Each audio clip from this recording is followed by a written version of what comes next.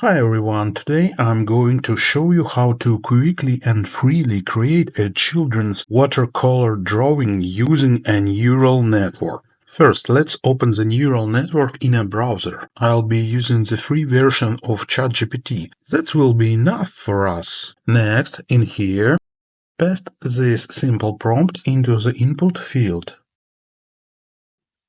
Here we go. For your convenience, I've included it in the description under this video. Please note that you can change the values in the parentheses to your own. Then press enter. Now we'll need to wait a little bit, just a little bit more and more.